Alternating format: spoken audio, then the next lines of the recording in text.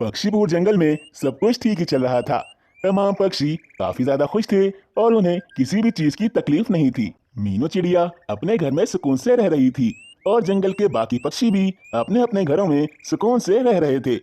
फिर एक दिन मिट्टू तोता भोजन की तलाश में पूरे जंगल में घूम रहा था। तभी वे भोजन ढूंढते ढूंढते थक जाता है और एक जगह आकर बैठ जाता है। अरे, जो भोजन मुझे खाना है जंगल में तो वैसा भोजन है ही नहीं। मैं क्या करूं? मैंने पूरे जंगल में हर जगह ढूंढ लिया, परंतु मुझे कुछ अच्छा और अनोखा सा भोजन नहीं मिल रहा।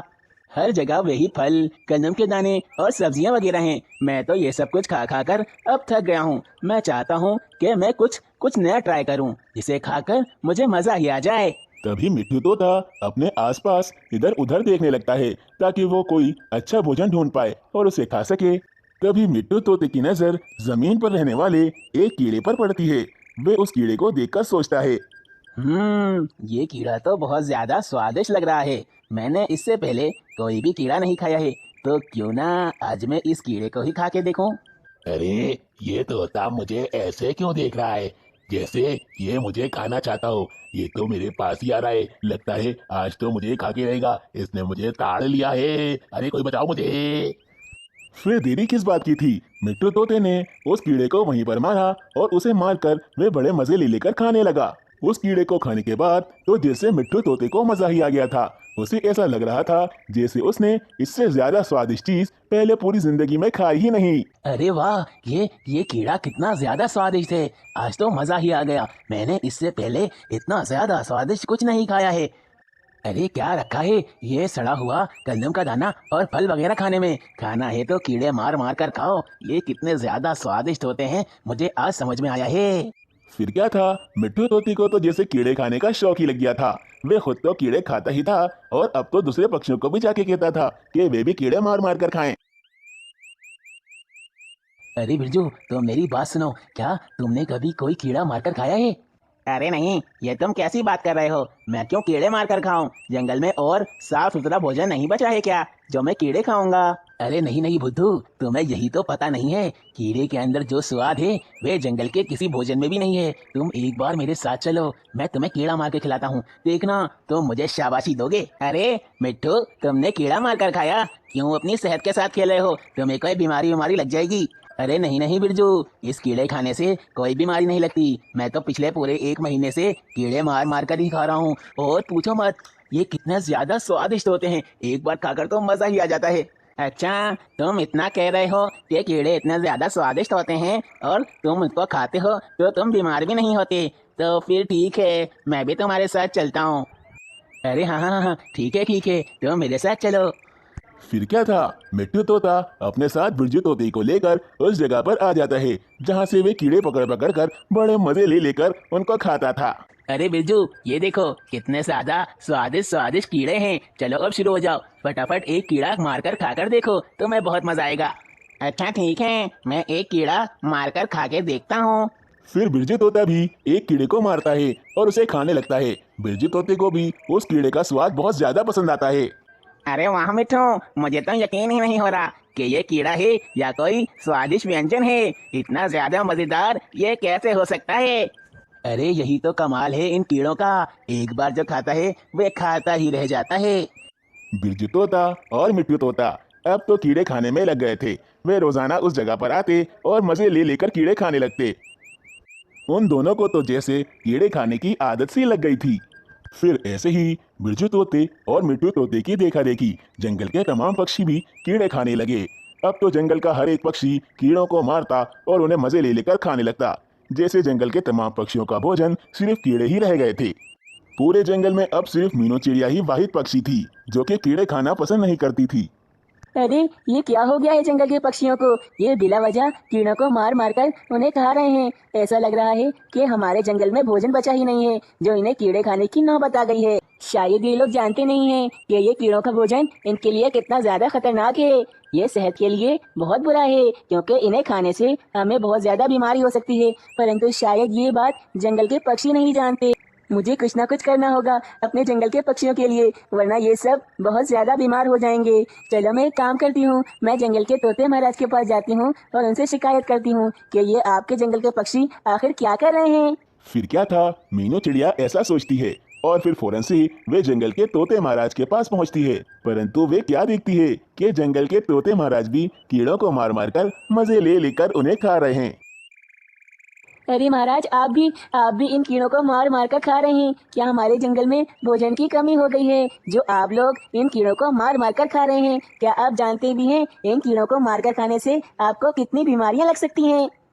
अरे मीनू चिड़िया, ये कीड़ा मारकर सिर्फ मैं ही नहीं खा रहा बल्कि जंगल का हर पक्षी खा रहा है। तुम किस किस को रोकोगी? और ये कोई खराब बात नहीं है। अब तक तो ये कीड़े खाने से कोई भी बीमार नहीं हुआ है, तो आगे भी कोई भी नहीं होगा। तुम चिंता मत करो।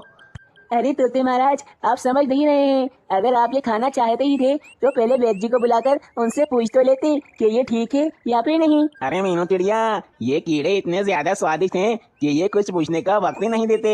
मैं तो बोलता हूँ सोचना छोड़ो और तुम भी मेरे साथ आकर कीड़े खाओ और जिंदगी का आनंद लो।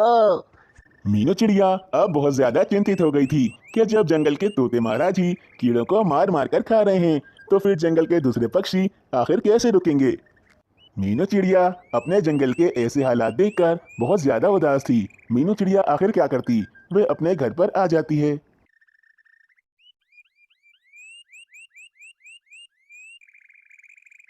फिर क्या था, कुछ दिनों बाद जंगल के तमाम पक्षियों को बहुत ज्यादा खतरनाक बीमारी लग जाती है क्योंकि वे कीड़ों को मार मार कर खा रहे थे। इसी कारण उनके पूरे जिस्म पर बहुत खतरनाक दाने निकल गए थे।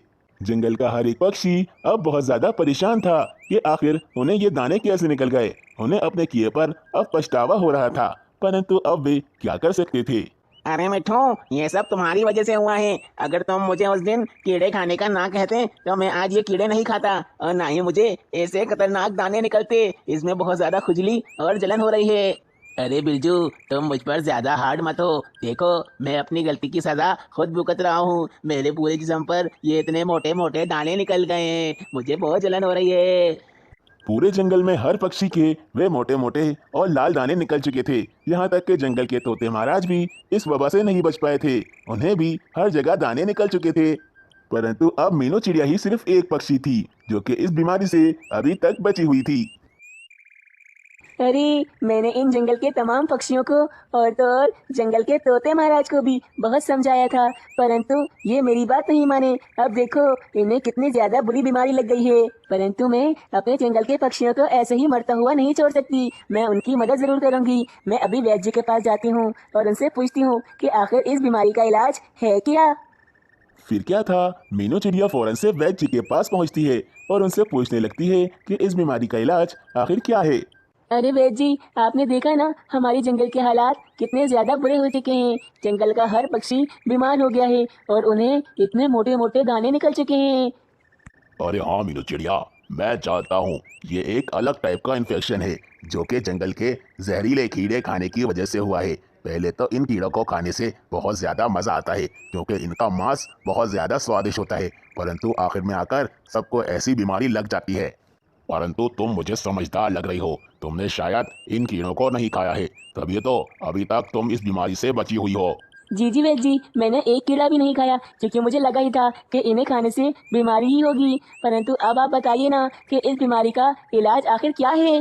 अरे मीनू चिड़िया, चिंता इस बात की नहीं है कि बीमारी की दवा क्या है। यह दवा तो मेरे पास बीमारी की रखी हुई है, परंतु चिंता की बात तो यह है कि ये दवा हम जंगल के पक्षियों को इतनी जल्दी कैसे पहुंचाएंगे। अरे वैद्य जी, आप क्या कहना चाह रहे हैं, मुझे समझ नहीं आ रहा। अरे मीनू चिड़िया, दरअसल इस शीशी में इस बीमारी को खत्म करने की दवा है, परंतु मसला ये है कि जब तक तुम ये शीशी जंगल के तमाम पक्षियों को बांटोगी तब तक तो वे सब मर चुके होंगे क्योंकि उन सब के पास समय बहुत ज्यादा कम है और हम ये शीशियाँ इतनी जंगली पूरे जंगल में नहीं बांट सकते हैं। अरे वैद्य जी, ये तो वाकई में बहुत बड़ी समस्या है। हम इतनी जल्दी ये सारी शीशियां जंगल में कैसे बांटेंगे और इनके अंदर भरी हुई दवा पक्षियों तक कैसे पहुंचाएंगे कि वे इन्हें पिएं और ठीक हो जाएं। अरे मीनू चिड़िया, मुझे तो कुछ भी समझ नहीं आ रहा है कि मैं इतनी जल्दी ये शीशियाँ पूरे जंगल में कैसे बांटूं। मुझे तो लगता है अब जंगल के पक्षियों का आखिरी वक्त आ गया है। अरे नहीं नहीं वैद्य जी, आप शुभ शुभ बोलिए, ऐसा कुछ भी नहीं होगा। बस आप ये शीशी मुझे दे दीजिए, मैं कुछ ना कुछ जरूर कर लूंगी, परंतु अपने जंगल के पक्षियों को मैं बचा के ही रहूंगी। फिर क्या था, मीनू चिड़िया वैद्य जी से वे शीशी लेकर एक पेड़ की डाल पर आकर बैठ जाती है। वे सोच रही थी कि जंगल के पक्षियों को आखिर कैसे बचाया जाए। अरे मैं क्या करूं, मुझे तो कुछ भी समझ नहीं आ रहा है। मैं इतने जल्दी जंगल के तमाम पक्षियों को ये दवा कैसे पिलाऊं? अभी मीनू चिड़िया ये सोच ही रही होती है कि उसके दिमाग में एक उपाय आता है। अरे वाह, ये उपाय मुझे पहले क्यों नहीं आया? इस उपाय से तो जंगल के तमाम पक्षी बच सकते हैं। मीनू चिड़िया को अब पूरे जंगल को बचाने का उपाय मिल चुका था, इसीलिए वे अब बिल्कुल देरी नहीं करती और वे फौरन से तमाम बादलों के सरदार बद्रू बादल के पास जाने के लिए निकल जाती है। मीनू चिड़िया कुछ देर तक उड़ती रहती है और फिर कुछ समय बाद वे तमाम बादलों के सरदार बद्रू के पास पहुंच जाती है और उनसे कहती है, अरे अरे बद्रू बादल जी, मैं बहुत ज्यादा परेशान हूँ। हमारे पूरे जंगल के हालात बहुत ज्यादा बिगड़ चुके हैं और अगर मैंने अभी कुछ नहीं किया तो जंगल का हर एक पक्षी अभी मर जाएगा। अरे अरे, क्या हो गया मीनू चिड़िया? तुम इतनी ज्यादा चिंतित क्यों लग रही हो?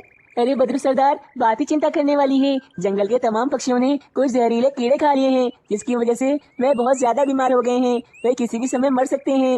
अरे मीनू चिड़िया, तो इसमें मैं तुम्हारी क्या मदद कर सकता हूँ? अरे अरे बद्रू सरदार, मैं ये दवा लेकर आई हूँ। अगर आप ये दवा अपने तमाम बादलों को पिला देंगे और वे बादल फिर पूरे जंगल में बारिश कर देंगे, तो जंगल के तमाम पक्षी वे दवा पीकर फौरन ही ठीक हो जाएंगे। आप बस मेरा ये काम कर दीजिए, मैं आपसे इल्तिजा करती हूँ। अरे मीनू चिड़िया, तुम इतनी चिंता क्यों कर रही हो? यह कोई इतना बड़ा काम नहीं है। मैं अपने तमाम बादलों को कह दूंगा, वे तुम्हारा ये काम कर देंगे और जंगल के तमाम पक्षी भी बच जाएंगे। ठीक है बद्रू सरदार, आपका बहुत बहुत धन्यवाद। फिर क्या था, बद्रू सरदार के हुक्म के मुताबिक तमाम बादल उस जंगल में दवा वाली बारिश कर देते हैं, जिसे पीकर जंगल के तमाम पक्षी अब ठीक होने लगे थे। वैक्सीन की दवा अब असर कर रही थी और जंगल के तमाम पक्षी एक एक करके ठीक हो रहे थे। मीनू चिड़िया ये देखकर बहुत ज्यादा खुश थी कि उसके जंगल के तमाम पक्षी अब बच चुके थे। जंगल के तमाम पक्षियों को भी अब अकल आ चुकी थी कि उन्हें ऐसे ही कुछ भी भोजन समझकर खा नहीं लेना चाहिए। मीनू चिड़िया की बुद्धि और वैक्सीन की दवा के कारण जंगल के तमाम पक्षी आज बिल्कुल ठीक थे।